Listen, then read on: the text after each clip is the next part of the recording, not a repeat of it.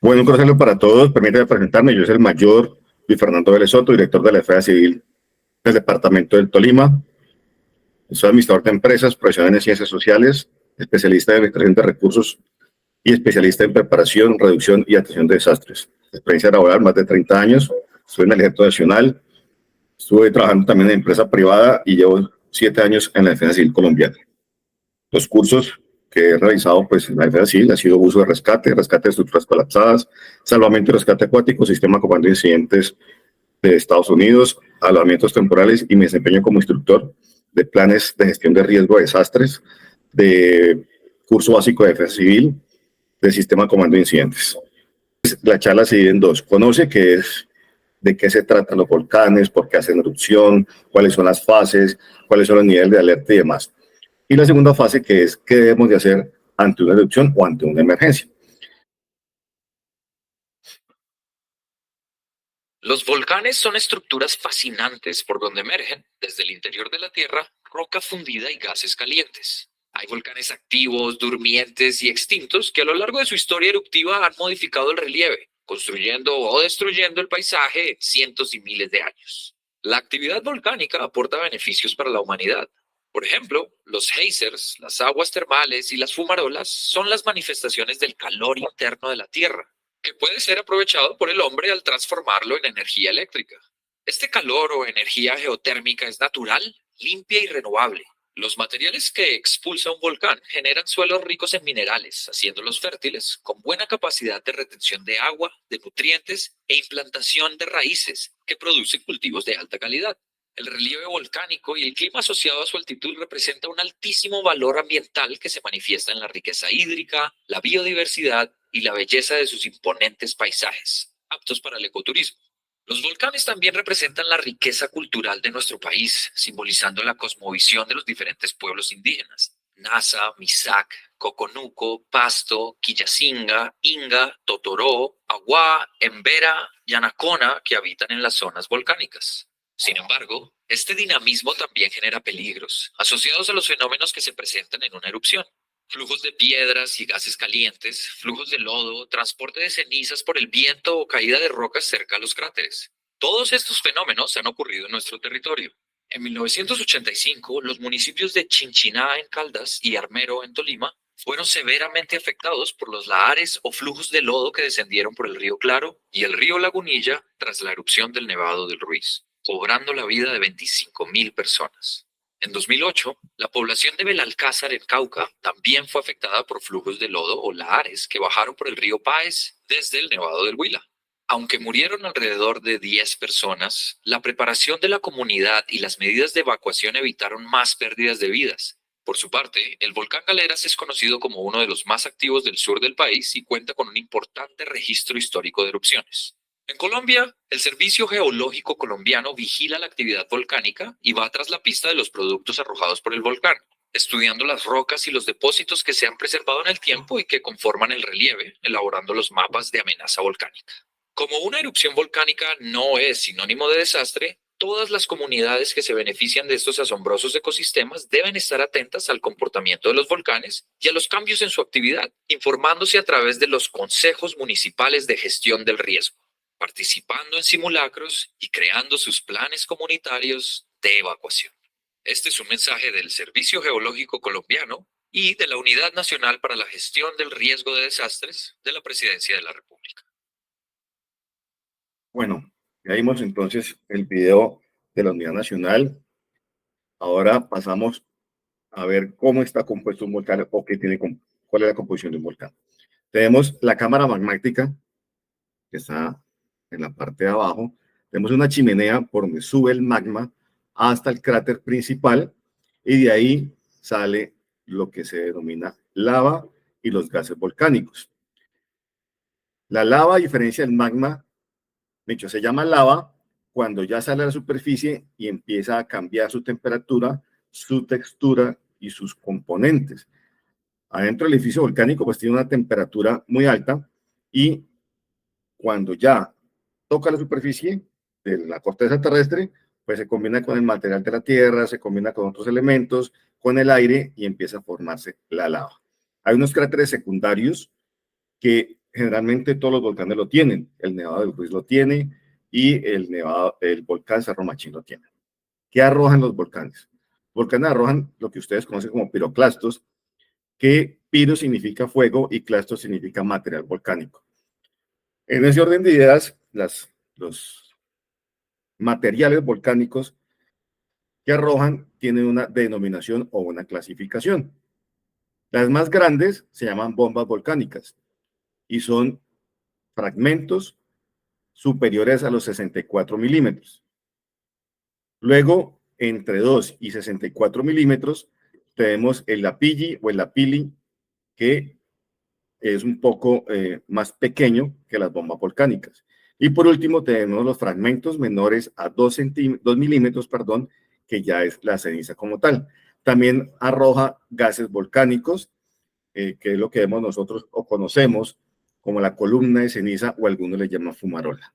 Hay unos estados líquidos, como son los flujos de lava o los lahares. ¿Qué daños puede causar? Entonces aquí tenemos un volcán en su corte transversal y vemos que se puede producir caída de tefra. Tefra son fragmentos con tamaños entre 2 milímetros y 64 milímetros. Y está compuesta por ceniza, pomes, y es expulsada en fumarolas al momento de la explosión y puede recorrer grandes distancias. Tenemos los proyectiles balísticos. Estos proyectiles balísticos salen disparados, como su nombre indica, como si fuera una bala de cañón, a grandes distancias, con gran velocidad y calientes. Y son causadas cuando hace explosión el volcán. Los flujos de lava, que les comenté, son corrientes de roca fundida que se desliza pendiente abajo como un flujo viscoso. Puede quemar todas las zonas de los bosques, cultivos y las construcciones. Tenemos los gases volcánicos, que es la parte volátil de las erupciones. Y estos gases volcánicos contienen dióxido de azufre, ácido sulfúrico y dióxido de carbono. Todos estos gases pues, son perjudiciales para la salud y para los humanos. Vemos los flujos y las oleadas piroclásticas. Son una mezcla turbulenta de fragmentos de roca que están a alta temperatura, más o menos 700 grados centígrados. Y es ceniza, pomes y gases con velocidades hasta 200 kilómetros por hora o un poco más. Las avalanchas son el resultado de la presión de los gases al interior del volcán. Esto hace que haya unos sismos y que haya una inestabilidad en el terreno y se produzcan movimientos en masa. Son diferentes a los lahares o flujos de lodo. Los lahares o flujos de lodo son generados cuando el material volcánico o las rocas volcánicas que se expulsa por el cráter se combinan o se mezclan con el agua de los ríos que nacen en las estribaciones del volcán y se forman pues los diferentes lahares. Entonces veamos la diferencia entre cada uno de ellos para que no confundamos en conceptos. Generalmente le dijimos que en el 85 lo de Armero fue una avalancha. En los conceptos, lo que sucedió fue un lahar o un flujo de lodo, porque el deshielo que hubo cuando se produce la erupción, pues se combinó todo el material y el agua del río Lagunilla, del río Azufrado, a gran velocidad, a 5.300 metros de altura, que inició hasta 500 metros de altura, que queda Armero, y en un recorrido de 72 kilómetros. Es como si vertiéramos agua en un tobogán muy inclinado y vemos que la fuerza de ese líquido, pues al final va a ser muy grande. Eso fue lo que sucedió.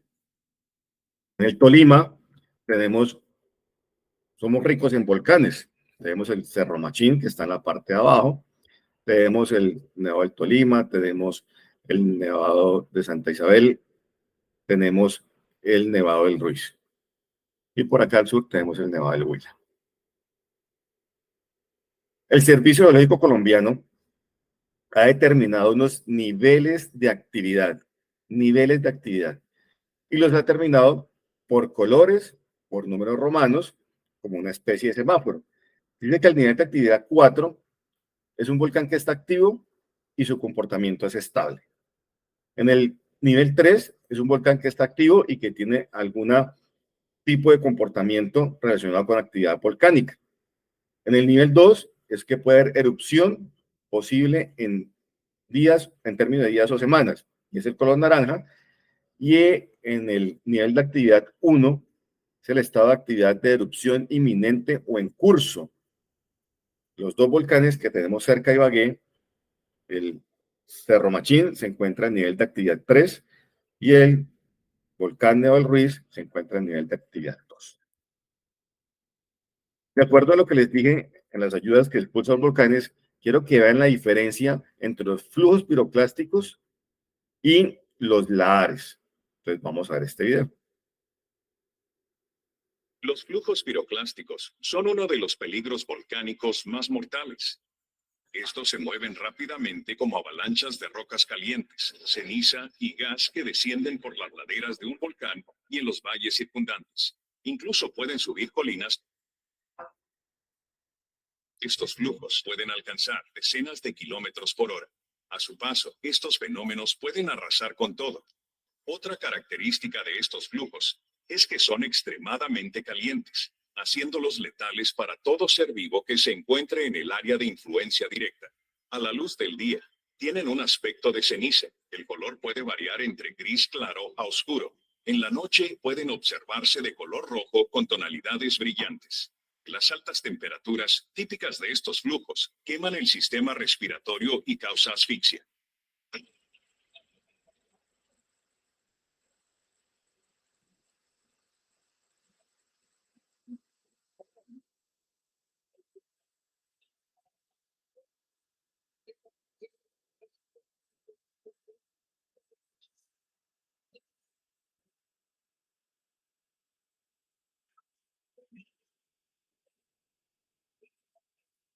Esa es la diferencia entre los flujos piroclásticos, las oleadas y los lahares. Nuestro volcán Cerro Machín se encuentra ubicado en el municipio de Ibagué. Está entre los corregimientos de Tapias y Toche. Y aquí vemos una foto panorámica tomada por Ingiominas o Servicio Geológico Colombiano. Este volcán, aquí está delimitado el cráter, como lo ven ustedes, tiene unos domos que fueron formados por la última erupción que hubo hace 800 años, que ese material se solidificó y formó esos domos. Aquí donde dice carreteable, es la carretera que conduce de Tapias a Toche. Vemos que pasa por todo el borde del cráter. Y esta parte de acá, que ven ustedes como una U o una V, pues es la parte que está hacia el río Toche.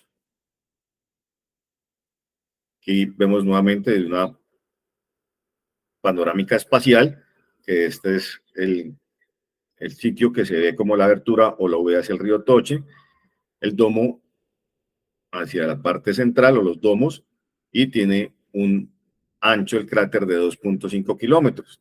Dentro de las características principales encontramos que está a 150 kilómetros al suroccidente de Bogotá, a 17 kilómetros al oeste de Ibagué y a 30 kilómetros de la ciudad de Armenia.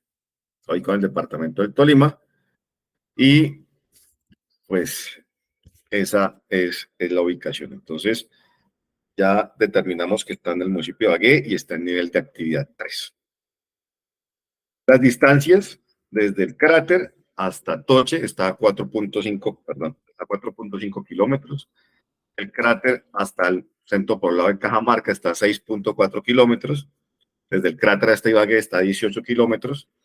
Y el recorrido que ustedes ven en azul, desde el cráter a donde caería todo el material hasta el centro poblado de Coello Cocora está a 16.9 kilómetros.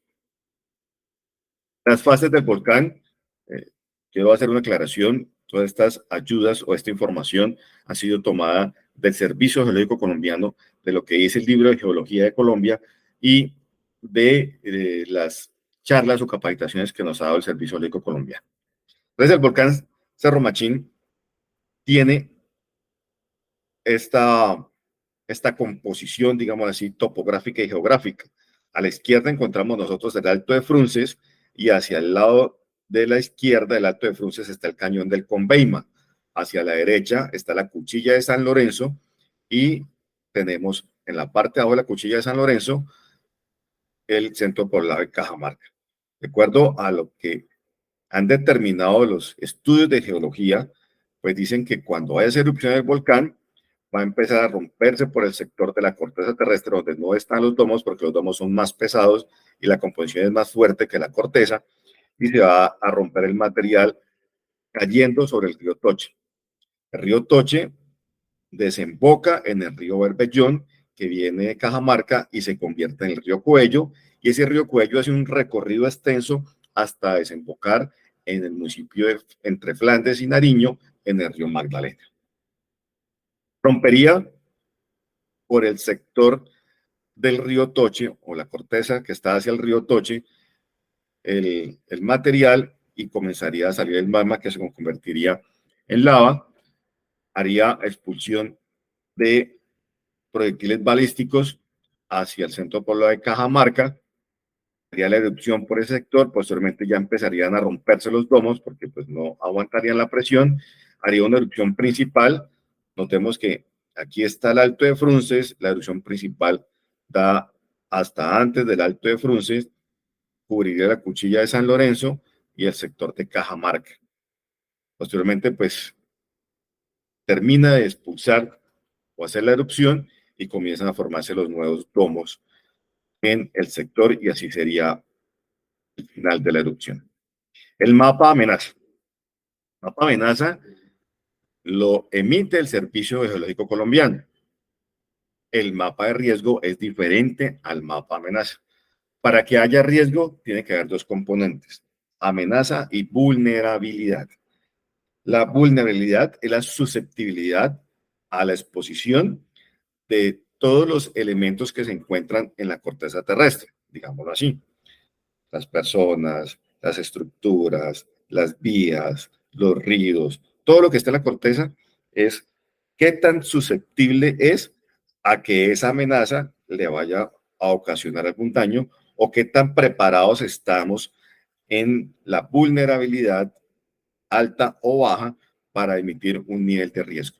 Entonces eso es totalmente diferente. Los mapas de riesgo los encuentran en los planes municipales de gestión de riesgo o en los planes de ordenamiento territorial, que eso es elaborado por especialistas, geólogos y demás, para poder hacer capa sobre capa y determinar ese riesgo.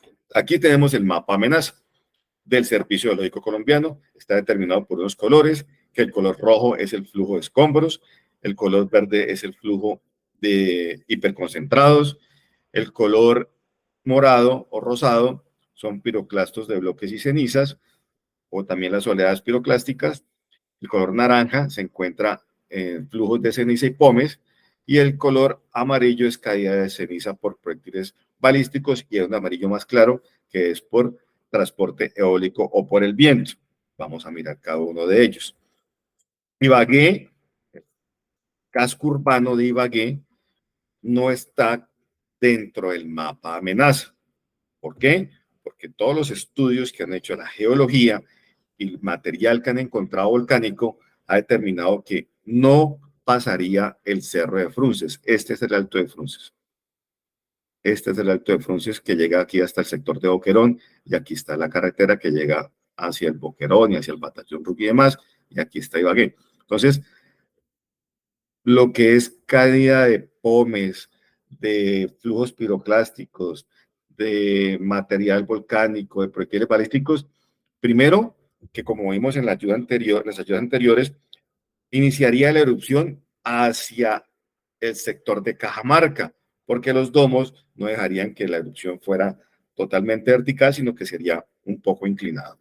Y segundo, tenemos la barrera natural, que es el Alto de Frunces, que está más alto que el volcán, está a 3.000 metros de altura sobre el nivel del mar, y por esa razón han determinado que no habría amenaza volcánica en el casco urbano. Sin embargo, sí en los corregimientos que están cerca. Tenemos los flujos piroclásticos de bloques y ceniza y las oleadas piroclásticas que están muy cerca del volcán. Entonces afectaría el corregimiento de Toche, afectaría el corregimiento de Tapias y el sector de San Lorenzo, Los Tunjos y pues el sector cerca o muy cerca a Cajamarca, porque aquí está la cuchilla de San Lorenzo, que de pronto los flujos no permitirá que los pasara. Los flujos de caída de ceniza y pomes, pues abarcarían hacia el suroriente, que es el color naranja, hasta llegar al sector de Coello Cocora. Esta parte que vemos aquí abajo es Coello Cocora. Los flujos de escombros, pues es todo el material que caería del volcán sobre el río Toche y empezaría a ser arrastrado por todo el cauce del río Toche hasta llegar acá donde desemboca en la parte de abajo con el río Berbellón y se convierte en el río Coello. Aquí desemboca y se convierte en el río Coello y continúa su recorrido.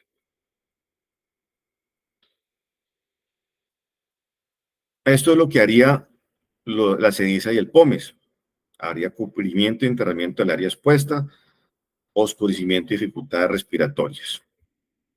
Los bloques y ceniza y las oleadas piroclásticas, pues sería como las nubes que ustedes vieron que bajan a gran velocidad, calientes, y son consideradas también como huracanes calientes, que van arrasando todo a su paso, porque no solamente humo, no solamente gas, sino que es un calor intenso que hay en estas oleadas piroclásticas y que alcanzaría una velocidad de más de 200 kilómetros por hora.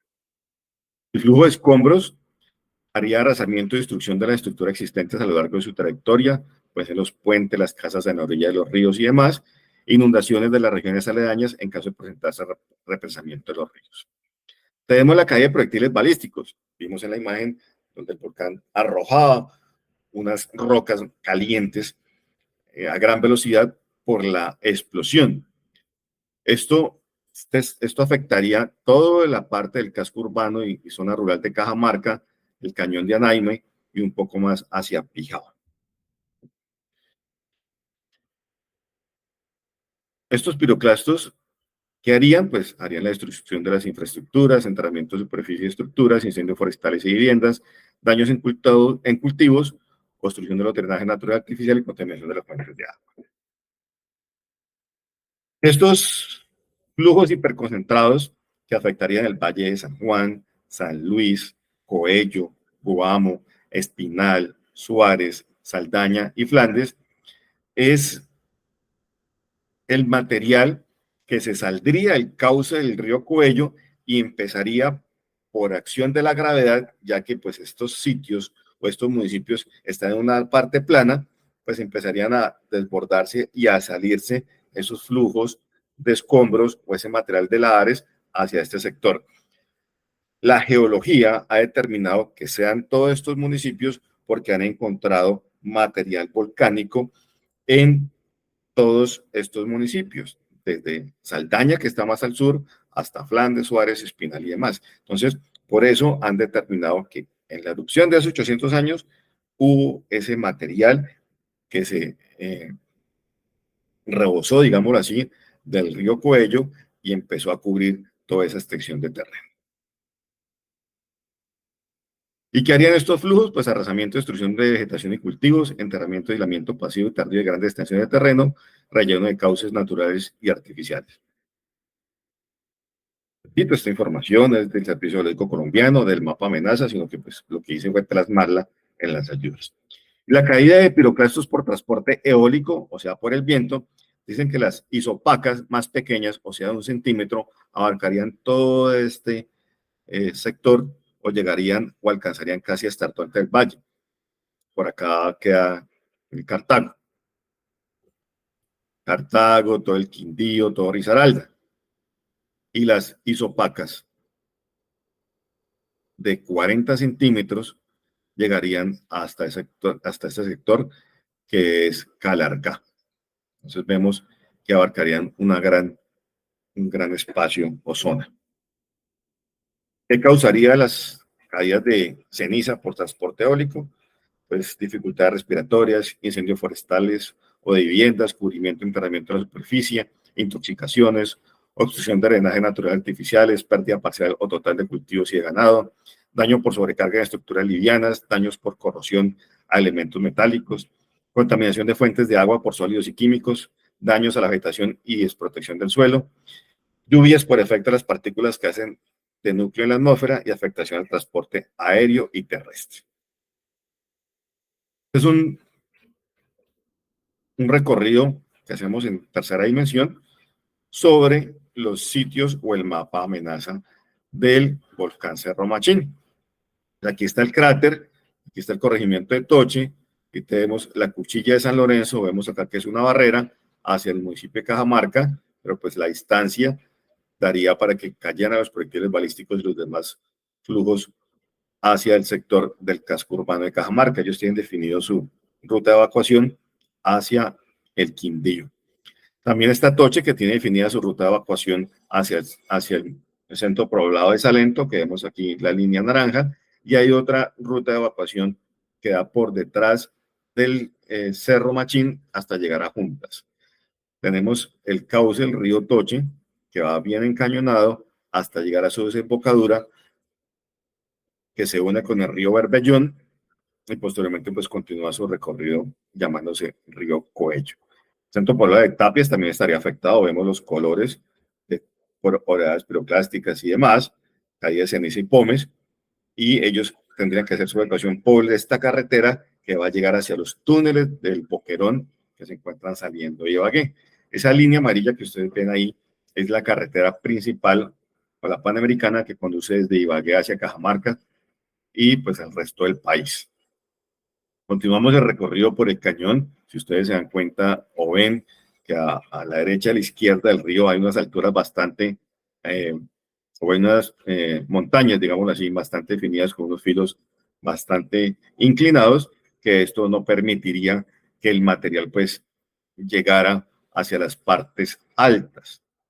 En el sector de Coello, Cocora, pues ellos tienen definidas unas rutas de evacuación que son hacia Ibagué, una que es devolviéndose por la carretera antigua a llegar a la parte alta y pasando por el puente nuevo, otra que es hacia la Escuela de la Loma, que queda al suroccidente, y otra que es pasar el río, que se encuentra pues ahí en ese sitio, pasar el río y llegar hasta el casco urbano de Ibagué. Sí tendrían que evacuar obligatoriamente porque muy seguramente los flujos de escombros pues podrían causar daño a toda la estructura que se encuentra en el centro poblado. Aquí vemos al final a Ibagué, vemos que también está encajonado el sector para llegar, y pues es que este es el Alto de Frunces, que sería como barrera natural para evitar que los flujos y todo el material particulado del volcán pues llegara hacia el cañón del Conveima y obviamente pues hacia el casco urbano. Aquí está el volcán, lo vemos aquí en la parte de arriba, tenemos el cerro del Alto de Frunces, tenemos el cañón del Conveima y tenemos todo lo que es el sector del casco urbano como tal. ¿Cuál es el monitoreo que tiene el volcán Cerro Machín? Tiene varias estaciones de monitoreo que miden la sismología, que miden la deformación, miden la temperatura, miden los gases, tienen hasta una cámara web que ustedes entran al Servicio Geológico Colombiano, aquí está la dirección IP de la página, donde ustedes pueden consultar toda esta información que les estoy diciendo y pueden pues ampliar sus conocimientos. El volcán Nevado del Ruiz. El volcán Nevado del Ruiz se encuentra en el nivel de actividad 2. En nivel de actividad 2, las preguntas las dejamos para el final. En nivel de actividad 2, dista a 140 kilómetros al noroeste de Bogotá y a 28 kilómetros al sureste de Manizales. Está a una altura de 5.300 metros sobre el nivel del mar, a diferencia del volcán Cerro Machín, que está a 2.600. Es un estratovolcán activo con dos conos parásitos, la olleta y la piraña. Tiene una historia eruptiva de 1.800 millones de años y su base tiene un diámetro o una longitud de 15 kilómetros. O sea, debajo del cráter, que ustedes ven en todas las fotografías, a la profundidad, tiene 15 kilómetros de longitud. El cráter activo, que es el cráter Arenas, tiene 870 por 830 metros de diámetro. Notemos que en el Cerro Machín decía que era 2.5, o sea, este cráter es mucho más pequeño que el cráter del volcán Cerro Machín. Ahí nacen, o en el edificio volcánico, nacen los ríos Gualí, Lagunillas y el río Recio, que son afluentes del río Magdalena, y el río Chinchiná, que es afluente del río Cauca. Son valles estrechos, profundos y de alta pendiente, porque, pues, como dijimos, el volcán se encuentra a 5.320 metros sobre el nivel del mar, y hacia el sector del Tolima, lo que es Venadillo, Lérida, Armero, Mariquita, que son como los por donde pasa la carretera, y es la diferencia entre la cadena montañosa y la cadena plana, o el valle que se encuentra ahí hasta el río Magdalena, pues hay 500, 600, 700 metros de altura, en una distancia muy corta, son casi 70 kilómetros en línea recta desde el cráter hasta estos centros poblados. La distancia entre el cráter de Arenas hasta el centro poblado de Murillo es de 16 kilómetros, hasta el centro poblado del Líbano es de 33.9 kilómetros, hasta el centro poblado de Casabianca es de 34.2. Hacia el suroriente tenemos a Venadillo a 48.3, tenemos a Santa Isabel a 37.3 kilómetros y al casco urbano de Ibagué a 50.7 kilómetros. Hace unos días, ustedes se dieron cuenta por noticias que cayó ceniza en Venadillo, en Santa Isabel. Cayó ceniza a 48.3 kilómetros. Entonces, por eso tenemos que estar nosotros también preparados ante caída de ceniza en el casco urbano, porque no sabemos hacia qué sector pueda el viento o el transporte eólico transportar esta ceniza y descargarla sobre algún centro poblado. Esta imagen es del volcán, en el libro de geología del volcán, en su capítulo 4, encontramos estas imágenes que nos ilustran acerca del tamaño del volcán como tal, de los 15 kilómetros que le dije, que es la parte que está abajo como naranja con unas franjas verdes, y pues nos dice dónde está el cráter Arenas, el cráter de la Olleta, el cráter Piraña, y hacia dónde nacen los termales y los ríos. Estas fotografías son del mismo libro de geología. Quise traerlas acá porque nos muestran cómo se formaron las cadenas montañosas por los flujos de lava. Entonces, estas fotos son de la cabecera del río Recio, la que está aquí en la parte de abajo que dice Perruiz, y esta, la numeral C, es del sector de Carros de Piedra en Casabianca, Tolima. Y esta, la de arriba, es vista aérea hacia el norte del Nevado de Ruiz, que muestra los restos de los flujos de lava de hace muchos años. Estos son los cráteres que les comenté: Piraña, La Olleta, y el cráter principal, que es el cráter Arenas. El estado de actividad del volcán es naranja, nivel 2, erupción probable en términos de días o semanas. Quiero hacer una aclaración, un paréntesis en este momento. El Servicio Geológico Colombiano da un estado de actividad, no es una alerta. Las alertas las emiten las instituciones de acuerdo a estos estados de actividad. Por ejemplo, en el departamento del Tolima, pues decretaron la alerta naranja para las instituciones, y la Secretaría de Salud hace un mes decretó la alerta roja para hospitalaria, para que toda la cadena, todas las instituciones de salud, pues estuvieran atentos a cualquier situación y listos para actuar. Por eso es la diferencia, ¿no? Esto es el estado de actividad. Las instituciones, la gobernación, las alcaldías, las secretarías, pues emiten las alertas correspondientes que ellos consideren para poder prestar un servicio o prestar el apoyo a la comunidad. El mapa amenaza del Nevado del Ruiz, de acuerdo al Servicio Geológico Colombiano, tiene dos características. Una es el área de influencia por caída de piroclastos de proyección eólica por acción de los vientos, en un escenario de una columna eruptiva de hasta 20 kilómetros sobre el cráter. Si la columna de ceniza está a 20 kilómetros de altura, pues pasaría esto. Dice que la parte roja que es central, afectaría la caída de ceniza de la Pili con acumulaciones mayores a 10 centímetros en un radio de 25 kilómetros.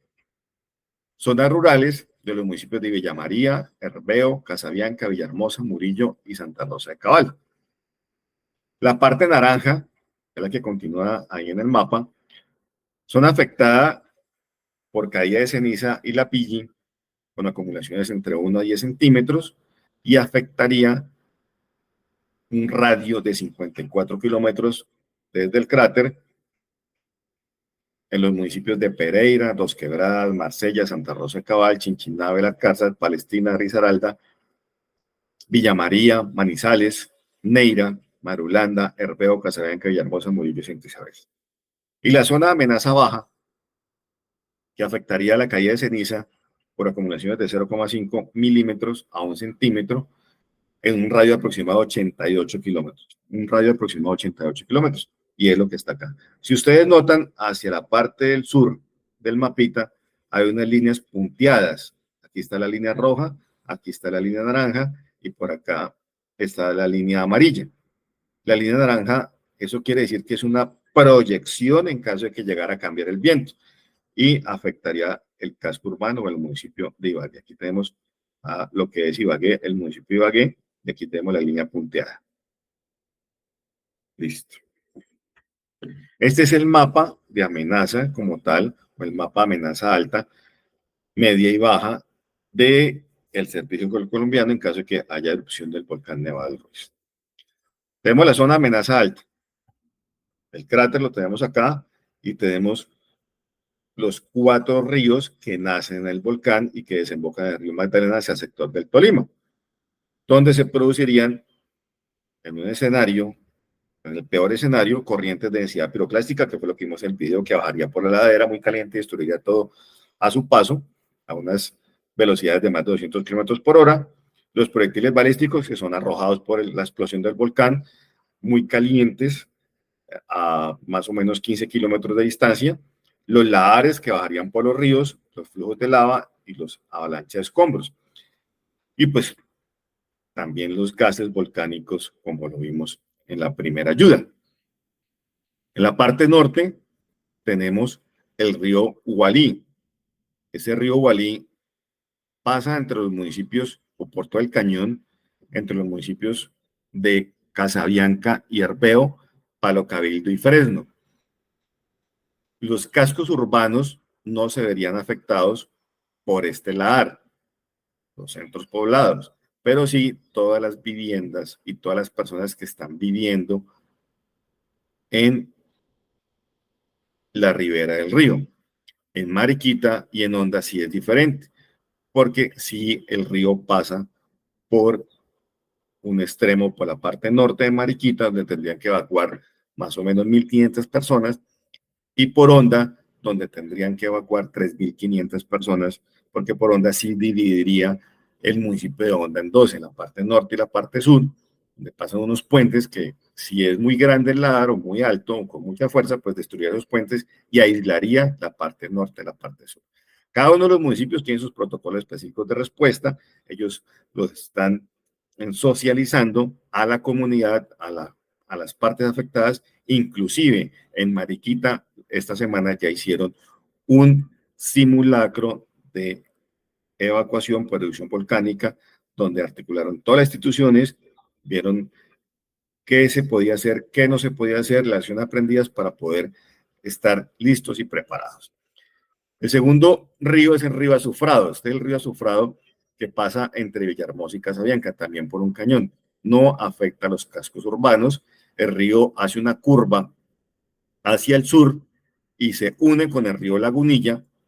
Posteriormente, ese río, que ya desde ahí se llama Lagunilla, pues llegaría al sector del antiguo Armero y se afectaría toda esta parte roja que vemos acá. Está la carretera que conduce desde antes de llegar a Armero hacia Cambao, esta parte amarilla se afectaría, estaría en la parte sur de Armero Guayabal y en la parte norte de Lerida.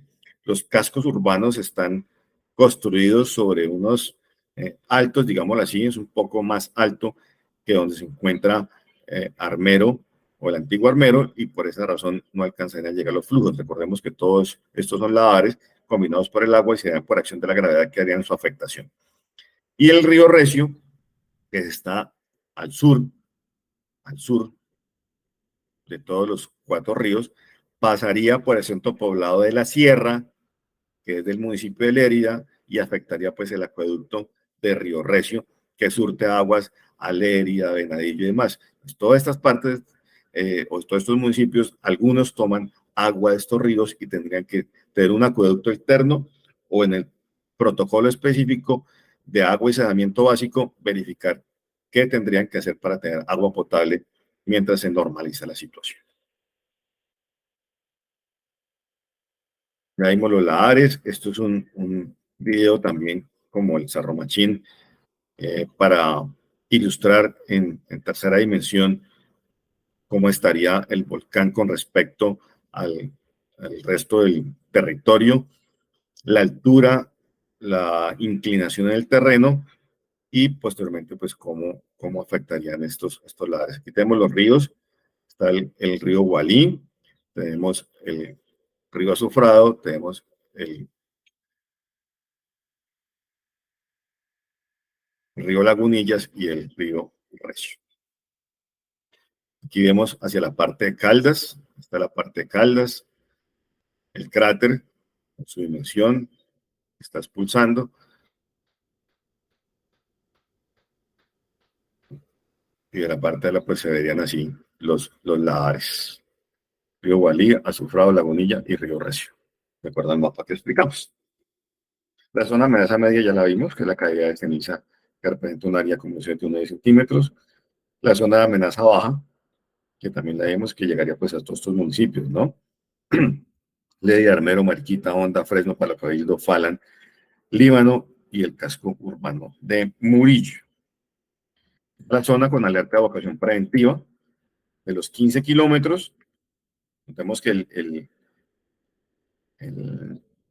límite del departamento está pasando por la mitad del cráter.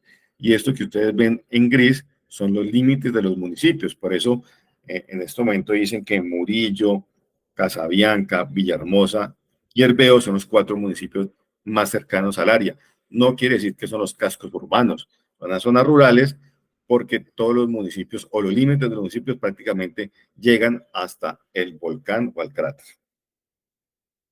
También hay monitoreo del Servicio Geológico Colombiano y miden, pues están pendientes de la deformación, de la sismología, de la geoquímica y la geofísica.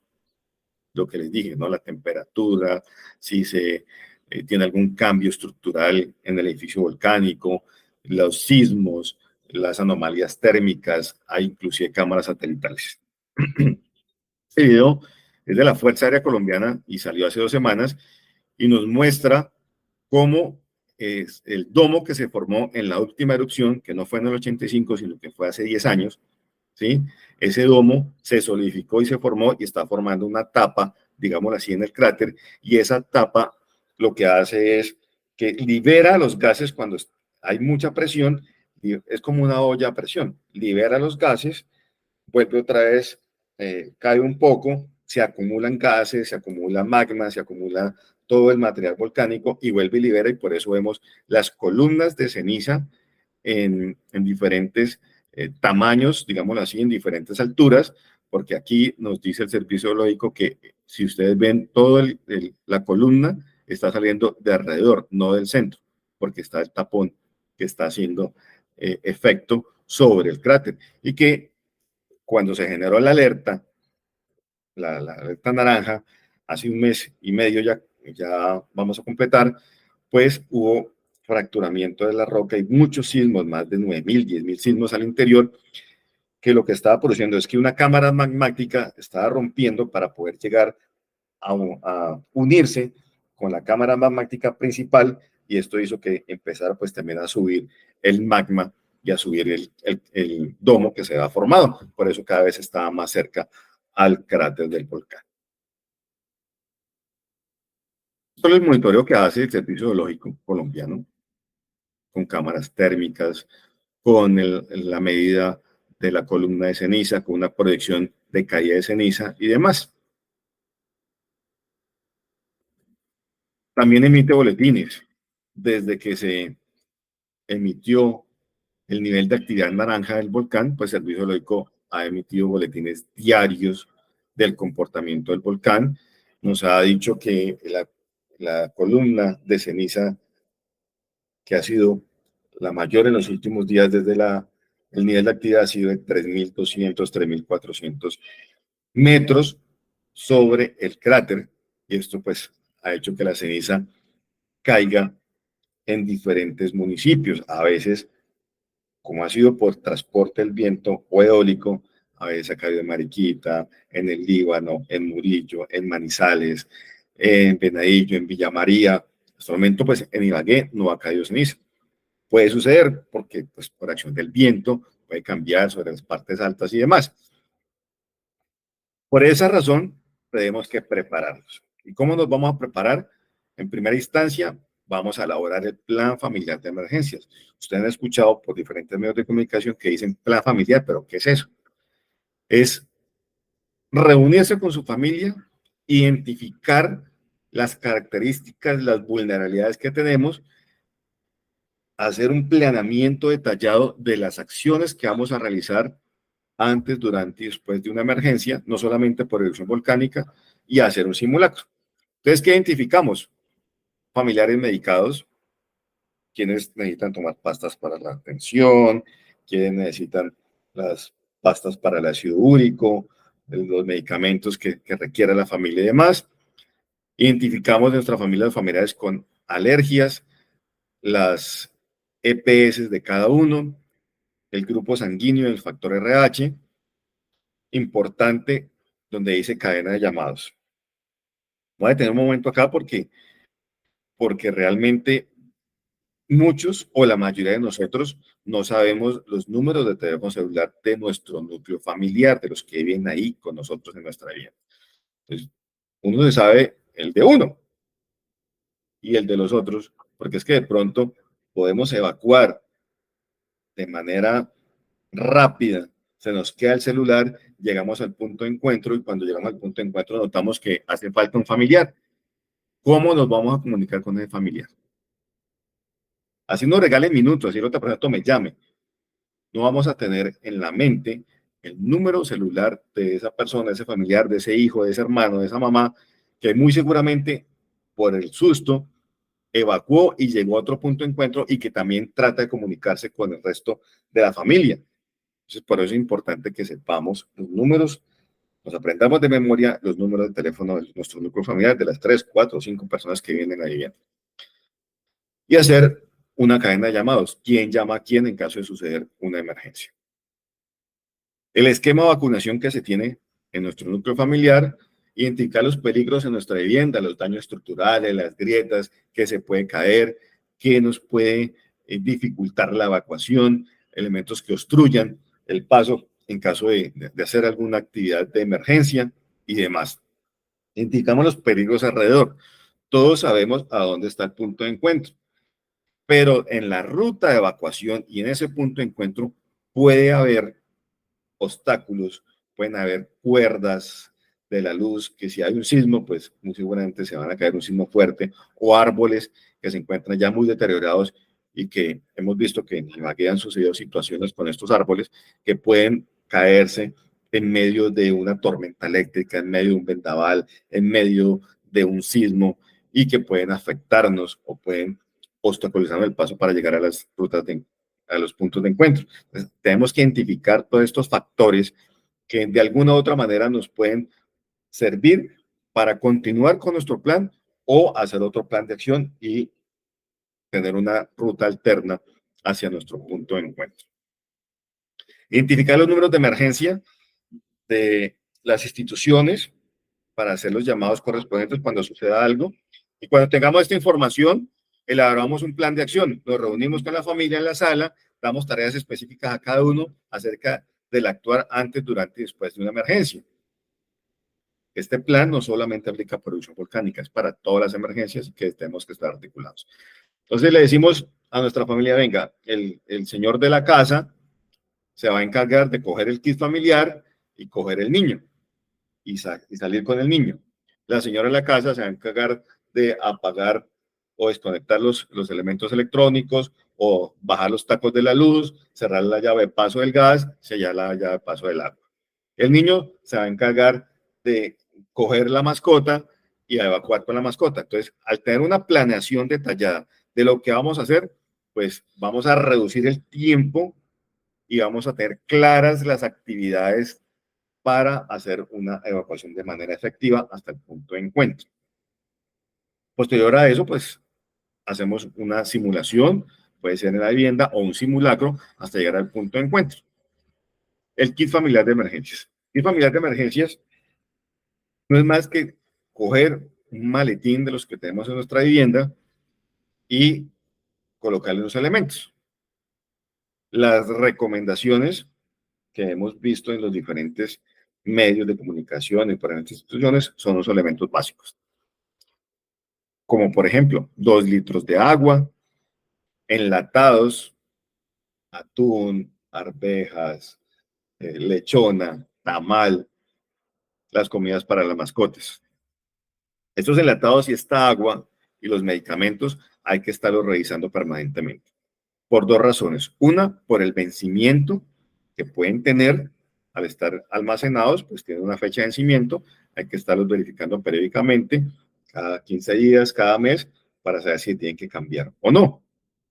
Y 2, porque en muchos hogares es, aparte de ser el kit familiar de emergencias, es la reserva estratégica de los alimentos cuando se acaba la carne en la nevera. Entonces, ay, no hay carne. Saquemos el atún que está en el maletín. Cuando se nos presente la emergencia y salgamos con el maletín, lo notemos un poco más liviano, llegamos al punto de encuentro, nos da hambrecita y entonces decimos el atún y el atún. Entonces la señora le dice a uno, ¿se acuerda que hace 8 días usted comió atún? Ese era el atún que estaba en el maletín. Entonces es importante pues que primero que todo nos saquen los elementos de ese maletín o de ese kit y estarlo verificando. El pito o el silbato para emitir sonidos más agudos y los cuales pueden ser identificados de una manera eficiente o más fácilmente por los organismos de socorro para poder rescatar a las personas que se encuentran atrapadas en una estructura colapsada o en una situación especial. El radio de pilas y la linterna, insistimos que sea de pilas porque ahora todo es recargable. Se pone a cargar un radio o una linterna y a los 8 días, 10 días ya no va a tener carga porque se va a ir desgastando. Entonces, por eso es importante o recomendable que sea de pilas para que tengamos una reserva estratégica de esos elementos y los podamos utilizar en cuestión de 1, 2 o 3 días. La copia de las llaves. Generalmente llegamos a la vivienda, abrimos la puerta y colgamos las llaves en la tablita que está pegada al lado de la puerta, o la dejamos en el nochero, o la dejamos encima de la mesa, bueno, en fin. Igual pasa con el celular, igual pasa con otros elementos, nos empijamamos, llevamos la ropa a la lavadora, la vamos ahí en el suelo, en fin. Podemos hacer muchas actividades digamos, en estado normal sin estar en emergencia. Pero cuando nos dicen evacuar, evacuar, evacuar, suenan las alarmas, entra el pánico, entra la confusión, empezamos con el plan de acción que tiene que hacer cada uno, voy por el kit, salimos de la vivienda hasta la ruta de evacuación. Por la ruta de evacuación hasta el punto de encuentro. En el punto de encuentro nos dijeron, listo, ya pasó el sismo, ya no hay nada, pueden volver a ingresar. Llegan a la puerta de la casa y se dan cuenta que las llaves las dejaron adentro y que no están dentro del kit familiar. Tienen que esperar porque por situaciones, generalmente, no sé por qué, la mayoría de emergencias son en la noche. Cuando estamos durmiendo, cuando nos cogen cansados y que tenemos que, no estamos lúcidos pues para pensar y para poder hacer actividades, la mayoría de situaciones son en la noche. Entonces nos toca esperar hasta la madrugada para poder conseguir un cerrajero que venga y nos abra la puerta. Es mejor tener las llavecitas adentro del maletín. La ropa de cambio para 2 días o 3 días, que sea ropa sport, que sean las las sandalias, las crocs, los tenis, la sudadera, una camisa manga larga y demás. Lo USB con documentos es muy importante. No es necesario meter todos los documentos en maletín porque pesaría mucho y los documentos pues se pueden dañar también. Pero la USB con documentos es muy importante porque lo viví en Mocoa. Llegaban las familias allá damnificadas a decir, venga, yo me llamo Luis Fernando y mi casa se la llevó el río y necesito estar aquí inscrito en los damnificados. Listo, sí señor, su nombre, número de cédula, permítame el documento de identificación. No, es que como salí de afán, pues la billetera se me quedó y se la llevó el río. No, ¿cómo vamos a hacer para identificarlo? Si en el momento, ese momento de la emergencia, no había energía, no había servicios básicos, no había internet, no había nada para poder identificar a las personas. Entonces, ¿qué pasó? Las instituciones decidieron, por ejemplo, con los niños, cogerlos del bienestar familiar hasta que no fueran plenamente identificados con sus familias. Y eso pues es un impacto bastante fuerte porque separar a sus hijos después de haber tenido una emergencia a un alojamiento temporal o a un alojamiento donde están los niños, pues es bastante difícil. ¿Todo por qué? Por no tener el registro civil de nacimiento ahí guardado con su documento de identidad en la USB, en su kit familiar, que certifica que realmente son familiares, que realmente usted es quien dice ser y que realmente podemos hacer una evaluación de años y necesidades sin ningún inconveniente identificando a las personas. Así funciona el sistema porque no hay otra forma de que digan con el iris, con la huella digital, porque pues todo es sistematizado y en ese momento todo puede fallar.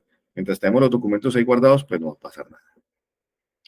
Y otros elementos que crean necesarios, una manta térmica, que es como el papel ese aluminio que venden en los sitios de emergencias o cerca a los hospitales, que se llama manta térmica, que es para cubrirse o para generar calor, que es un papel dorado por un lado y plateado por el otro que hace que se mantenga el calor de las personas y no cubre tanto espacio en el maletín. El tapabocas, para caída de ceniza recomendable el N95, si no tener varios tapabocas ahí en el maletín, los útiles de aseo, los elementos de aseo personal, si tiene hijos, pues los pañales y demás. Debemos informarnos en este momento en que no tenemos emergencia de las situaciones de amenaza, de vulnerabilidad y riesgo que tienen los instrumentos de planificación territorial, como por ejemplo el plan de desarrollo, el plan de ordenamiento territorial, el plan municipal de gestión de riesgo. Ese plan municipal de gestión de riesgo tiene una estrategia municipal de respuesta ante emergencias que indica en sus protocolos qué hace el municipio, qué hacen los organismos de socorro y qué hace la comunidad. Un ejemplo, hay alerta naranja. Entonces, en X municipio van a decir que de acuerdo al protocolo, todos los días a las 8 de la mañana van a sonar las campanas de la iglesia durante 30 segundos diciendo que continúa la alerta naranja o traduciendo eso. Un ejemplo, hay alerta roja. Entonces, en ese mismo municipio, la sirena de la alerta temprana va a sonar sin parar para que hagan la evacuación. ¿Qué hacen las instituciones? Se organizan, verifican, articulan de acuerdo a simulacro, efectúan la ayuda a la comunidad en la evacuación y la comunidad inmediatamente evacúa hacia los puntos de encuentro por las rutas de evacuación definidas con su familia y con los kits familiares de emergencias que ya tienen que tener definidos. Entonces, todas esas actividades están definidas en la estrategia de gestión de riesgo. Tenemos que tener un plan comunitario de emergencias donde en nuestro barrio, en nuestra comuna, en nuestra vereda, pues sepamos dónde está el punto de encuentro, el punto seguro, cuáles son las rutas de evacuación, qué va a hacer cada familia, a dónde va a llegar cada familia, con quién va a hablar cada familia, quién va a ser el líder de esa evacuación y la misma comunidad que tengan sus brigadas de emergencia, donde los grupos de la comunidad hacen la primera respuesta en evacuación, primeros auxilios y contra incendios. Porque al momento de generarse una emergencia o un desastre, pues los organismos de socorro no van a dar abasto. Sinceramente, no van a dar abasto para poder cubrir un área bastante grande y llegar a prestar una primera respuesta. Entonces, lo que nos dice la Ley 1523 de 2012, Política Pública de la Gestión de Riesgo de Desastres, en su artículo segundo, es que todos los colombianos somos responsables de la gestión de riesgo de desastres y debemos procurar nuestra integridad y nuestra seguridad haciendo la reducción del riesgo. Informarse solamente en los canales oficiales. La Defensa Civil Colombiana del Departamento de Tolima tiene este número, el 311-808-4418. 311-808-4418. La Cruz Roja del Tolima tiene el 132, los bomberos tienen el 119, la policía el 123. Hay un centro regulador de emergencias del Tolima de la Gobernación, que es el 318-689-8223, y hay una sala de radios de la Secretaría de Medio Ambiente y Gestión de Riesgo, que ahí ustedes pueden llamar las 24 horas del día, les contestan, y ahí por medio de comunicación radial en el municipio que ocurre la emergencia, van a trasladar la información para que se activen los cuerpos o organismos de socorro. Y ahí llaman al 313-293-4649 bueno, ese es el número que tienen allá, perdón. 313-293-4649.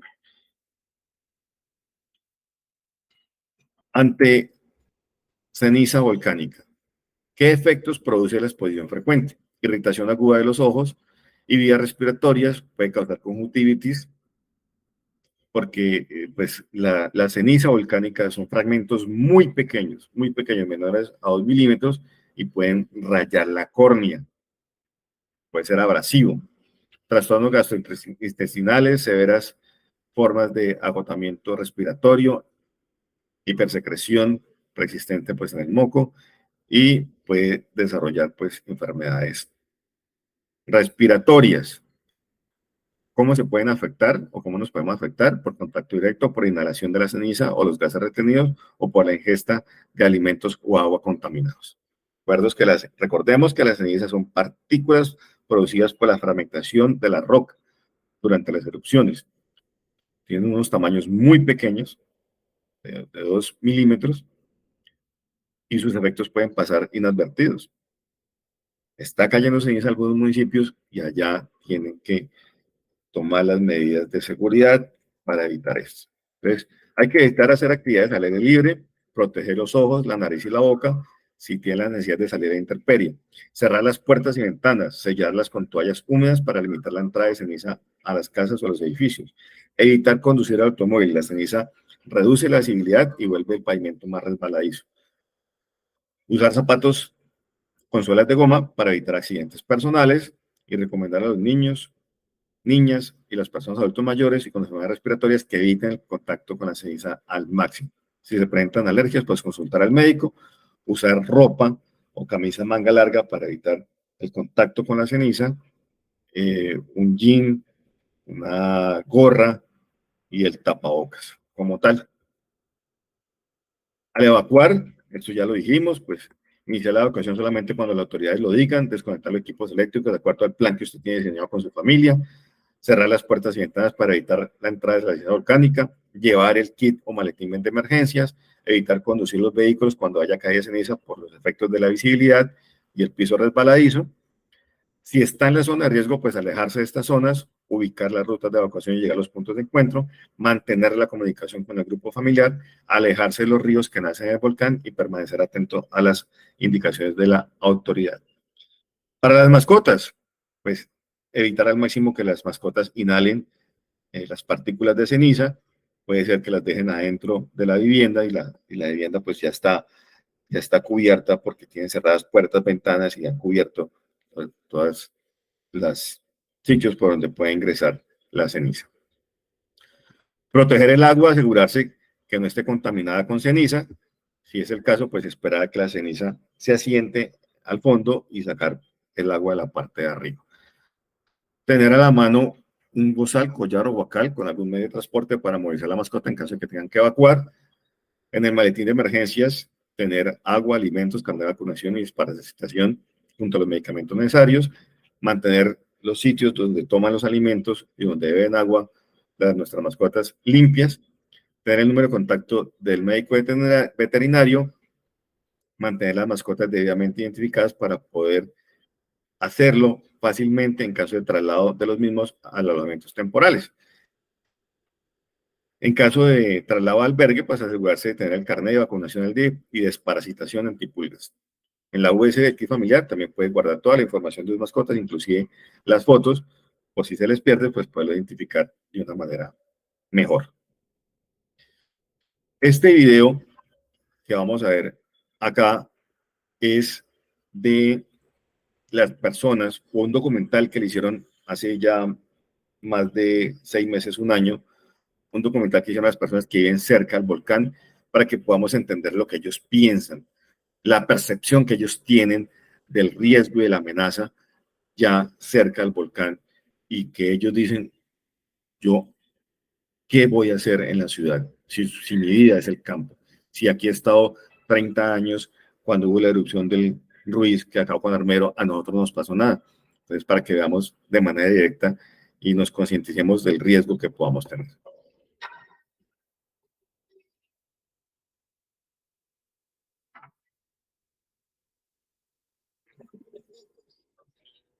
Atención, el volcán Nevado de Ruiz en el centro de Colombia hizo erupción alrededor de las 6 de la tarde hora local. Del centro oeste de Colombia, allí se registra un evento eruptivo en el volcán Nevado del Ruiz. La alerta es una alerta roja y está atento a cualquier movimiento y a cualquier situación que se presente en el volcán Nevado del Ruiz. Nosotros lo miramos con mucho respeto y todos los días miramos para la fumarola a ver cómo la vemos. Pues ya ve que ni miedo le tengo. Gracias a Dios, pues sigo tranquila. Y lo que ha de pasar, pues pasará. Mejor que se queda uno en el momento, digo, ¿para dónde coge uno? Y de noche, ¿para dónde va a coger uno? Mira, de noche, ¿para dónde va a coger uno? Por este cañón del río Sufrado se generó esa avalancha o ese flujo de lodo que lastimosamente llegó hasta cerca de Magdalena y destruyó la población de Armero. Pero no repito. Yo quiero que no vuelva a pasar. ¿Usted cree que no se repite o No repito. por qué? Porque mi que es muy grande, ya hizo un daño grande y ya no puede mejorar. Y espero que eso nunca se vuelva a repetir porque fue una tragedia muy grande hace 27, 28 años atrás. Miedo sí, claro. ¿Cómo no nos va a dar miedo morirnos? De todas maneras, eso es horrible. Y no, pues uno, ¿qué es? Que la bendición y comentarle a Dios y a trabajar porque nos toca, ¿qué vamos a hacer? Si él a veces ruge, él a veces habla duro. Y me fue un ruido aterrador, feísimo. Eso ruge feo.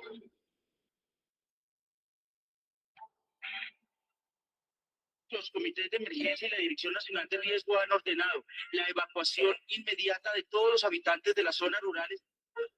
A mí la ciudad me daría muy duro en caso de vivir en la ciudad, a vivir a hacer qué. Yo me pongo a ver a hacer qué en la ciudad si uno no sabe, sino las cosas del campo. ¿Pero para dónde nos vamos a ir, por Dios? ¿A qué? ¿Nos vamos para el pueblo a qué? ¿Por qué aquí? ¿Va a haber hambre? Y Diosito que nos tiene para eso, pues ¿para qué corremos? Igual si corremos en alguna parte nos llegará. Da igual estar a pie de...